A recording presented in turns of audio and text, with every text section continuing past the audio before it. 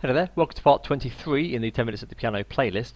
This is the second part of the previous video, part 22, where I'm going to take what I talked about in that video and apply it to a song, and that song is going to be by Michael Jackson called Love Never Felt So Good. It's a lovely song with very nice chord progression. It's a jazz chord progression, surprisingly, in pop music.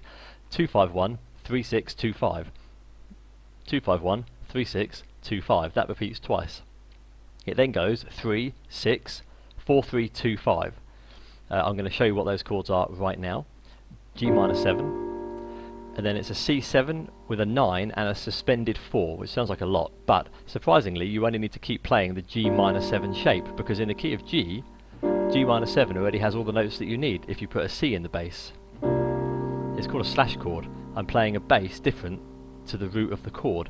G minor 7 in the key of C looks like the 5th, the dominant 7, the D is the 9, F is the suspended 4.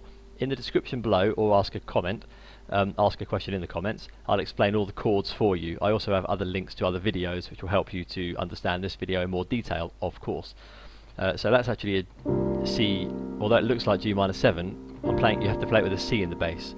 G minor sus, G minor 7 to C 9 sus 4, F major 7, A whole diminished with a D in the bass, that's an A diminished slash D, or it's a D7 flat 9. You need to get that D in the bass. Then it's 2 again and 5 again. You do that twice. Then it goes up to a third, again whole diminished. The 6 this time is actually D7 sharp 9. 3, 7 sharp 9, so that's the E sharp, not an F. The F is the minor. This is a major third chord, not a minor. So it's E sharp, not F. And then it's going to go 4, B flat major 7, 3, A minor 7, 2, G minor 7, and then again that C9 sus. They're the chords, and I'd really like you to understand them, so do feel free to ask a question and I'll clarify them for you, or try it in another key, just to practice. So what I'm going to do in this video is give you 3 ways to take that song using a metronome set at 116 beats per minute. That's about the speed of the piece originally. I've also got a link, of course, to the original, and the original where you can hear a pianist playing under Michael Jackson's voice, so you can really hear what the pianist is doing, and you'll notice what he's doing is what I've explained in many videos before in terms of accompanying. And you're going to first of all remember from the previous video that both hands are a mirror of each other.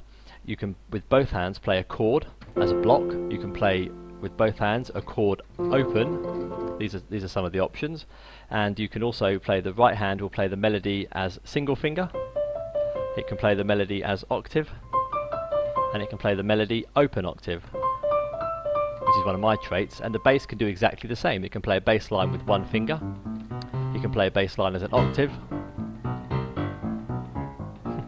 and it can play the bass line as an open octave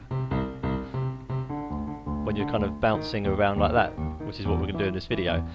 I want you to get to the point where you can observe your hands. The day that you realise that you're not playing the piano and that you have become a conscious spectator to your hands is the most important piano day of your life, and I'm trying to help you get there with this exercise. It happens to be in pop piano, but it will help you in jazz as well, and classical, no matter what you're doing.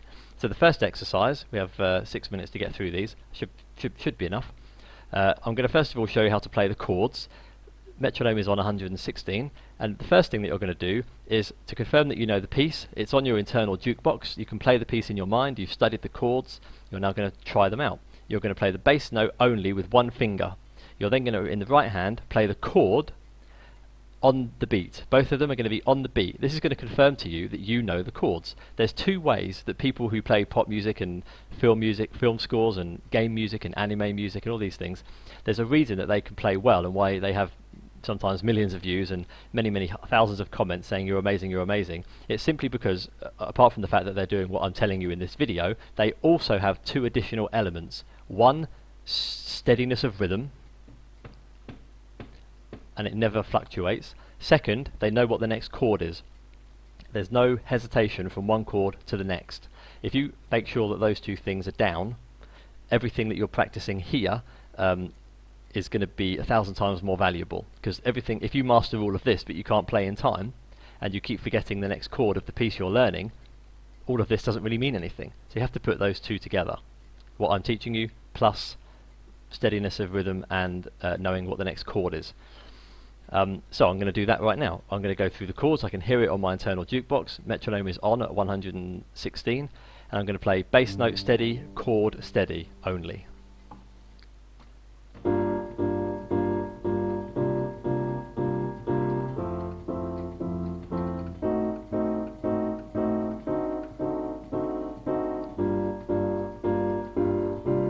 That repeats.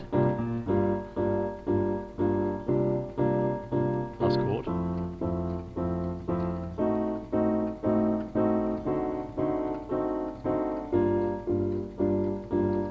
Next little part.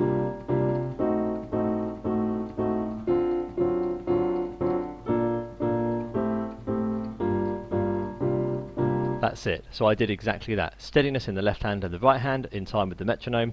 Bass note only. Chord, block, on time.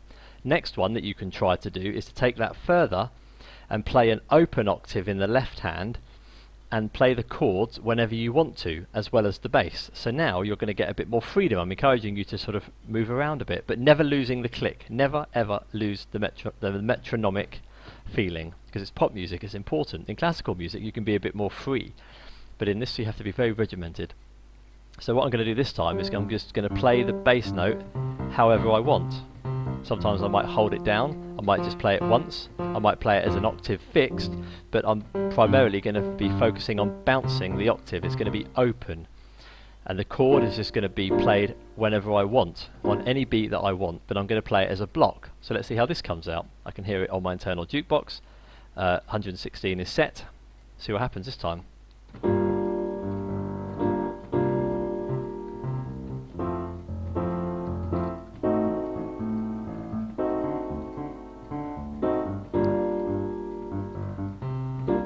Repeat.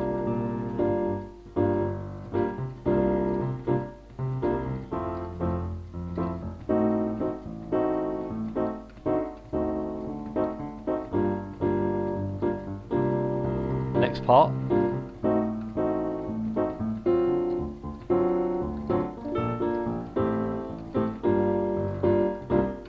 Then it goes into the next part. So that was a nice example of random open octave left hand accompaniment, right hand, block, playing whenever I want to. Yet it was always in time and I always knew what the next chord was without hesitation. The third and final one I'm going to give you is about the melody. You can play again the open octave in the left hand if you want to, as you're playing the melody. Just do the metronome. Just a quick example. First of all, you could do that as a single bass note on time, like we did with the chords. You could do it like this.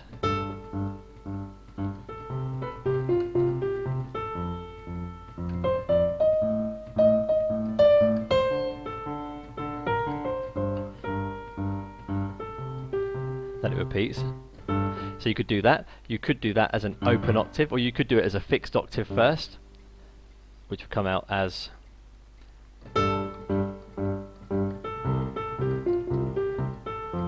I should be using one finger in the right hand.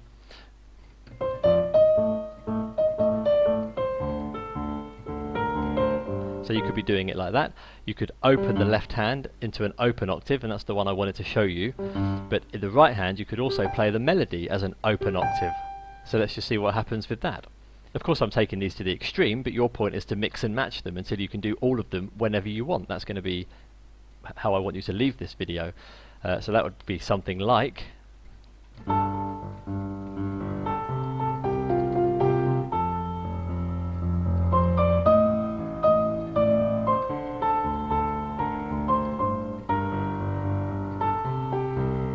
repeats.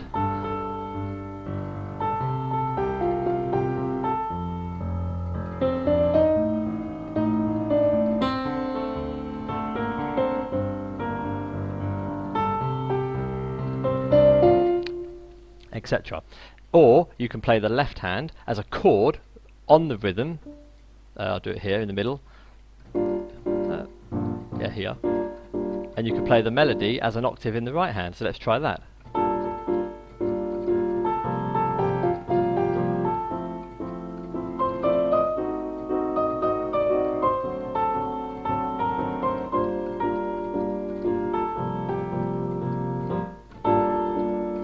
or you could play the chord in the left hand whenever you want to.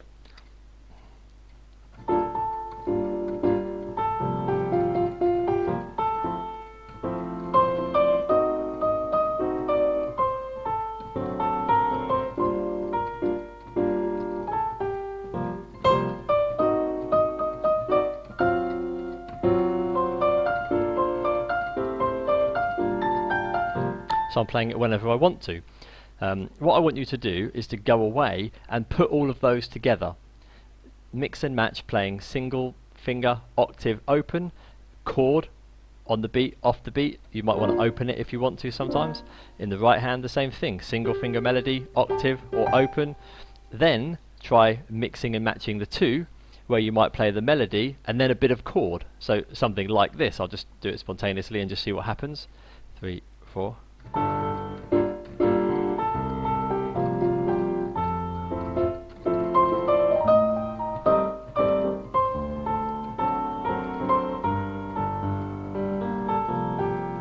See how I'm just doing whatever I want. Chord. Now I might go to single finger in the right hand.